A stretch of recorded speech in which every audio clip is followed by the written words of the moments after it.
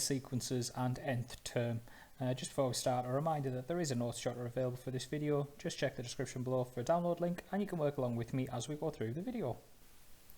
So we're just going to start with a quick definition. A linear sequence is a pattern of numbers which increases or decreases by the same amount each time. They're sometimes called an arithmetic sequence, arithmetic just meaning adding and subtracting, and so that might be something you may come across during exam questions. Here's an example of a linear sequence: 3, 7, 11, 15, 19. And I just want to break down what we get in a sequence. The first thing is that we have terms.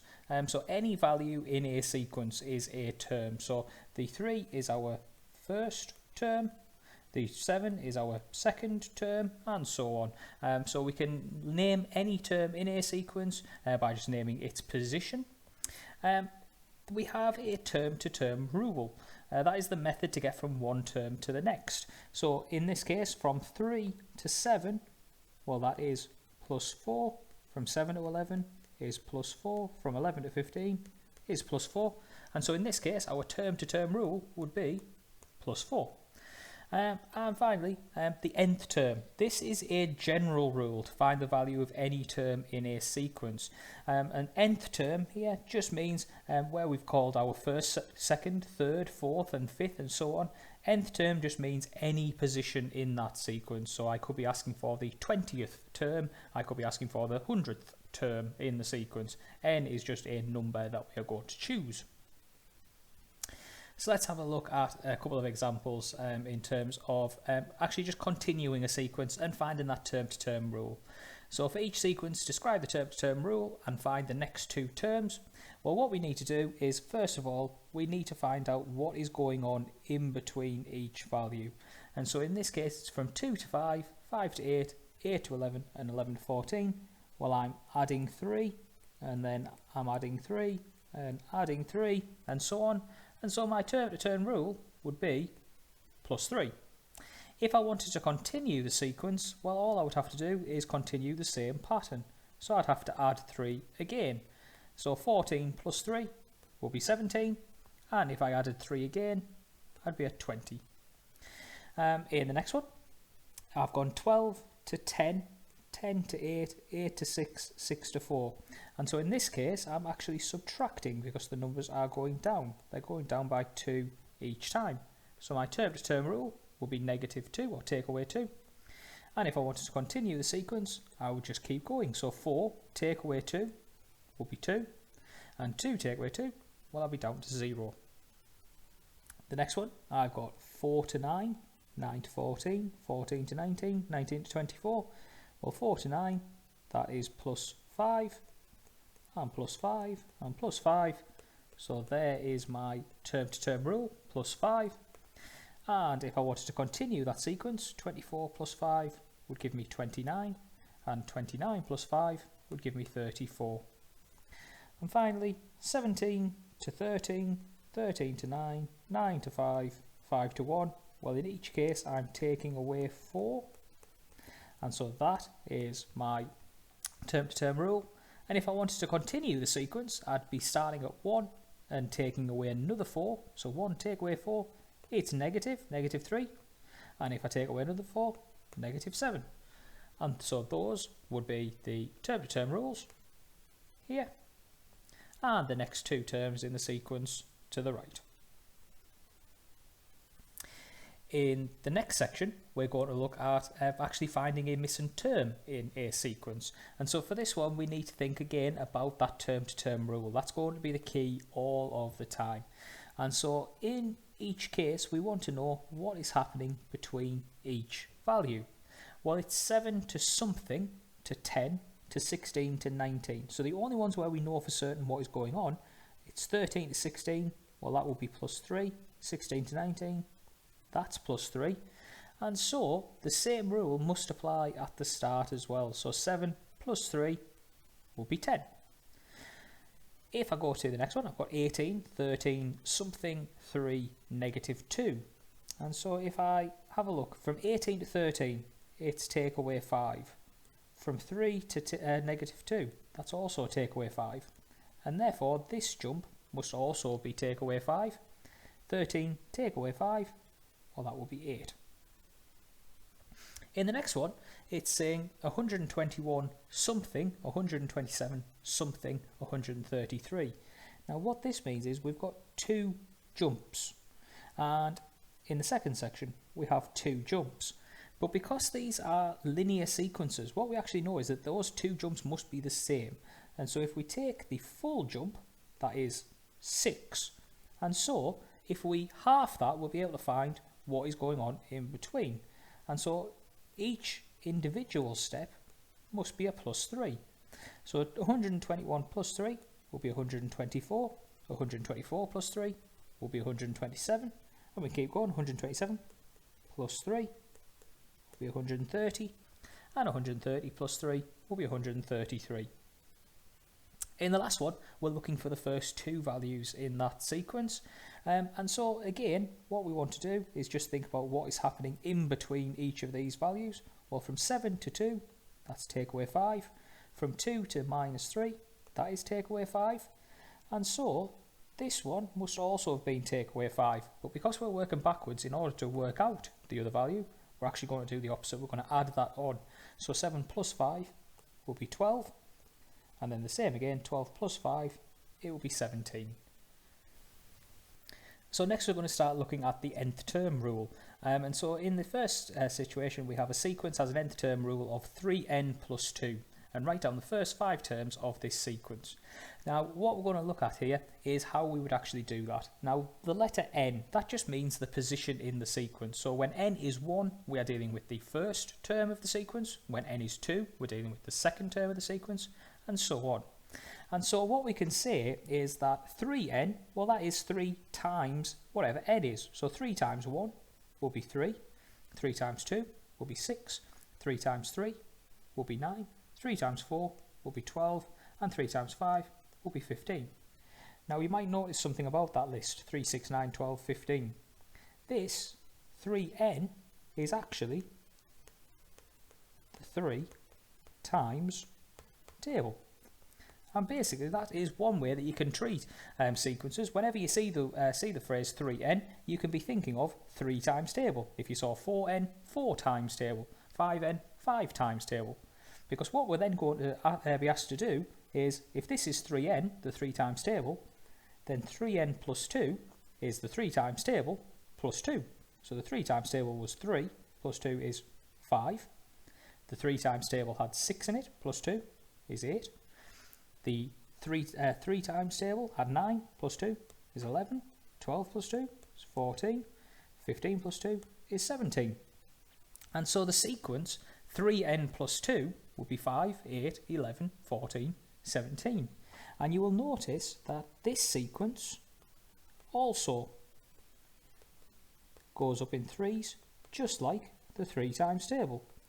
And so that's a little clue. Whenever you have the nth term, the number at the front of the n, that tells you which times table you're dealing with. What is the sequence actually going to increase by? So let's have a look at a few more examples. Write down the first 5 terms of the following sequences. So 5n plus 3. Well, 5n plus 3 is the 5 times table plus 3. So the first thing we can write down is the 5 times table. 5n will be 5, 10, 15, 20, 25. If I do 5n plus 3, well, I just need to add 3 to each of those numbers. So 8, 13, 18, 23, 28. 3n take away 1. Well, 3n is the 3 times table. So let's just write down the 3 times table. 3, 6, 9, 12, 15. But it's 3n take away 1. So where's that going to start? Well, 3 take away 1 is 2. 6 take away 1, 5, 8, 11, 14. The next one is negative 2n plus 5. Now, if I was reading that, that would mean the negative 2 times table. The negative 2 times table exists. It's just the 2 times table, but with a negative sign. So negative 2, negative 4, negative 6, negative 8, negative 10. If I do the negative 2 times table and I add 5, Well, then all I need to do is plus 5 to each of these numbers. Negative 2 plus 5 will be 3. Negative 4 plus 5, 1. Negative 6 plus 5, negative 1. And negative 3. And negative 5. And finally, 0.5n plus 4. Again, all this would mean is the 0.5 times table. And so 0.5 times table is 0.5. It's 1. It's 1.5. 2. 2.5. If I then add 4, well then that gives me 4.5, 5, 5.5, 6, 6.5. And there is my sequence. And what you will notice here, hopefully, is that every sequence that we've ended up with has the same pattern. So this one always goes up by 5, and that was because 5n. This one went up by 3. That was because 3n. This one has gone down by 2 because of negative 2n. And this one is going up by 0.5 because of the 0.5 at the front. And if we really want to look into this, we could also just check on this very first number. How could I get that number really quickly? Well, let's have a look. 5n plus 3. 5 plus 3 is 8. First number. 3 take away 1 is 2. There's my first term. Negative 2 plus 5, that equals 3. First term. 0.5 plus 4 is 4.5. There's my first term. And so actually, if we really want to get really quick with this, what we can do is add together the two values and then go up by the number in front of n. Next, we're going to look at how we can tell whether a certain number is going to be a term in a sequence. And so in this case, I'm just going to check each time whether the number 23 is in the sequence. And basically, this all comes down to equations. We want to know, can the expression 5n take away 2 ever equal 23? If it works, then we can say that 23 is in the sequence. If it doesn't work, then we can't. And so 5n take away 2 equals 23. Well, if I was trying to solve this, I would add 2 to both sides. And that would give me that 5n equals 25. And then if I wanted to get n all on its own, well, I would divide by 5.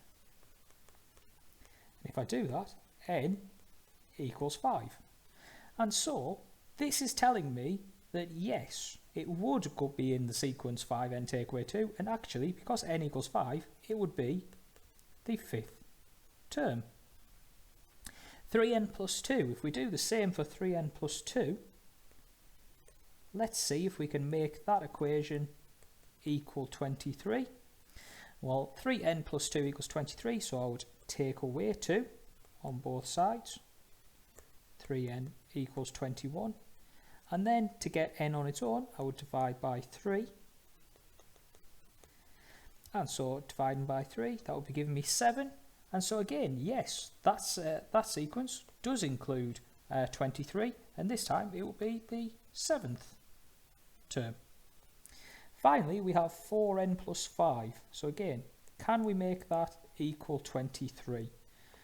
So, first things first, we would subtract the 5. And if I subtract 5, 4n equals 18. And divide by 4. N would be 18 divided by 4. Well, that's actually 4.5. Now, because this number is not an integer, that is the evidence that it would not work. 23 would not be in that sequence.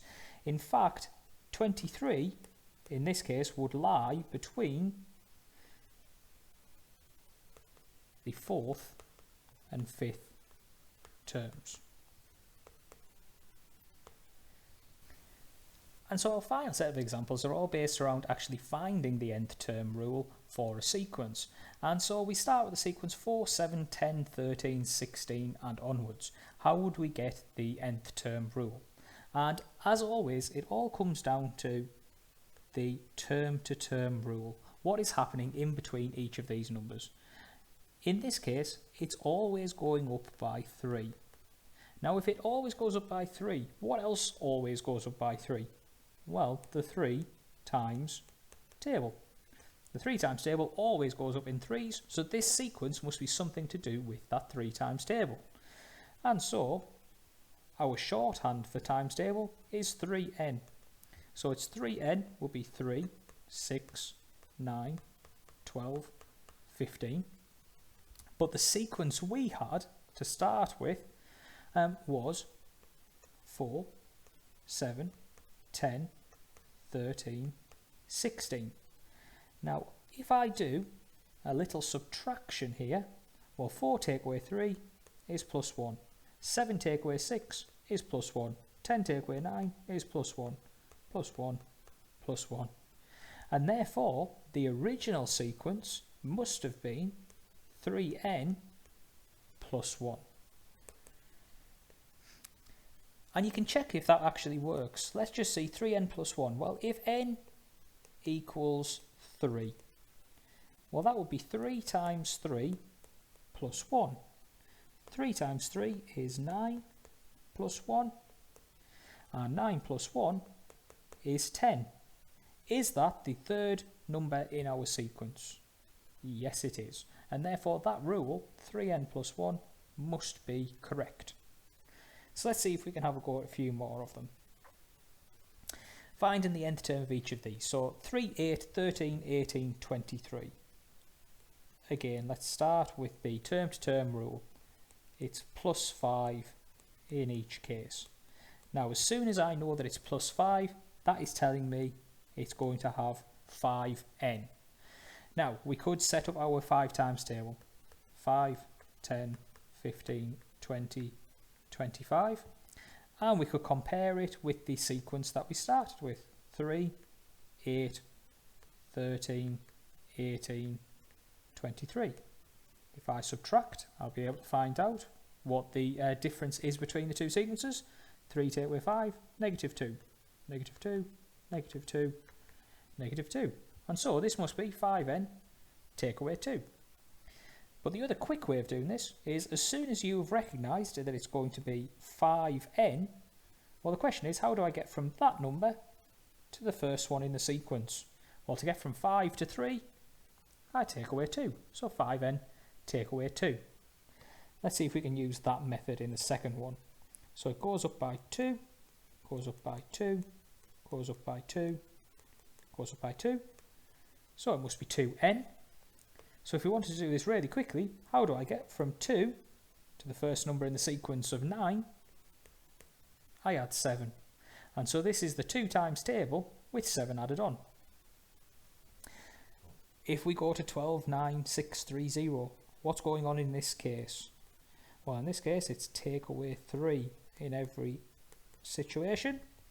So we know that that is going to be negative 3n. Now in this case, let's do our little times table. So negative 3, negative 6, negative 9, negative 12, negative 15. The sequence we started with was 12, 9, 6, 3, 0. Now if I subtract here, this is 12 take away negative 3. Now if I take away a negative, that is the same as adding, so that's 15. 9 take away negative 6.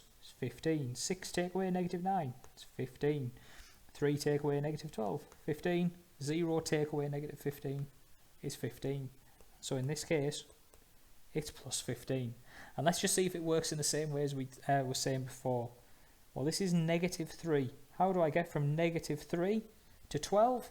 Well, I would have to add 15. So both methods have worked. Finally, we've got 4, 8, 12, 16, 20. In this case, it's add 4 every time. And so that tells me it's 4n. And if I wrote out the 4 times table, it would be 4, 8, 12, 16, 20. And the original sequence was 4, 8, 12, 16, 20. Subtract them, it's 0. So what is that telling me? Well, it tells me that this sequence is actually just 4n. It is the 4 times table. Again, we want to look at how we can decide whether a number is going to be in these sequences. So if I give you a sequence to start with and you are asked, is the number 100 in each of these sequences? A lot of people will have an instant reaction to say, well, I'll just carry on the sequence. 28, 32, 36, 40, and already we're starting to realise that this could take us a very long time. And so that is not often the most sensible method for doing it. What would be better is if we could actually work out a formula.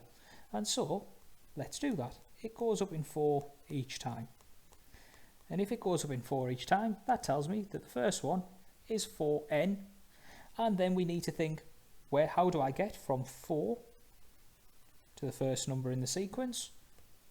Well, I add 4. And so this one is 4n plus 4. And my question is, can that equal 100? Well, let's try to solve it. We're going to take away 4 in both cases. So 4n equals 96. And then we're going to divide by 4. And if we want to divide by 4, that's half and half again. So half of 96 is 48. Half of that is 24. And so because that is a whole number, then yes, 100 is in that sequence. And in fact, it will be the 24th term in it. The next one is 9, 12, 15, 18, 21. So in this case, it's going up by 3 each time. And so that tells me 3n. How do I get from 3 to the first number in the sequence? Well, 3 plus 6 will give me 9. So my nth term is 3n plus 6. But I want to check, can it equal 100? So I'm going to take away 6 from both sides. 3n equals 94. And then I'm going to divide by 3. And if I divide by 3, well, this is actually going to be 31.33333. It's 31 and a third. And so in this case, because this is not an integer, it's not a whole number, then 100 will not be in that sequence. It will be between the 31st and 32nd terms. And then our final one, we have 13, 20, 27, 34, 41. So the first thing we need to just check here is, what is the term-to-term rule? Well, it's plus 7. And so that tells me it's to do with 7n. How do I get from 7 to the first term in the sequence? I add 6. And so to test whether 100 is going to be in this sequence, well, I'll see, can it equal 100? So let's take away 6. 7n equals 94. And then I'm going to need to divide by 7. Let's see if 7 goes into 94. So 7 goes into 9 once, leaving 2 behind. 7 goes into 24 3 times with a remainder of 3. And so that is telling me that it's going to be 13 point something. Again, it is not a whole number, and therefore 100 will not be in that sequence. And so finally we come to the exam question, and this was on the Edexcel paper in November 2017 on Foundation Paper 3. And in this case we're looking at a sequence of patterns of counters. So pattern number 1 that is there with its 4 counters, pattern number 2 is there with its 7 counters, and so on. And it wants us to find an expression in terms of n for the number of counters in pattern number n. Now here is the clue. This is pattern number 1, pattern number 2, pattern number 3. So what this is actually asking for is an nth term. So if you see anything that looks like that, an expression in terms of n, that is what it's asking for, the nth term. And it's looking for the number of counters. So even though this is a pattern of shapes, it is a numerical pattern. The first one has 4 counters. The second has 7 counters. And the third one has 10 counters. And so if our sequence was 4, 7, 10, what would be the nth term? Well, it's going up by 3 each time. So that is telling me 3n how do I get from 3 to the first number in the sequence? I add 1. And so my nth term would be 3n plus 1. It continues by saying that Bio has 90 counters. Can Bio make a pattern in this sequence using all 90 of his counters? You must show how you get your answer. Now this is us testing whether or not 90 can be in that sequence. And so 3n plus 1 equals 90. Now straight away I'm actually looking at this and thinking, well, this says the 3 times table plus 1. 90 is in the 3 times table, but I just want to make sure. So take away 1 from both sides. 3n equals 89. And then if I want to find out my final answer, I'm going to divide by 3. And n would be 89 divided by 3. If you work that out, you could use a calculator, as this was on a calculator paper, but it's just a case of a quick division. 89, 3 into 8 goes in twice, with 2 left over. 3 into 29 goes 9 times, again with a remainder of 2. Because there is a remainder there, that tells me it's not a whole number, and therefore, no, he can't. Because it would mean that somewhere between the 29th and 30th patterns, he would run out of counters.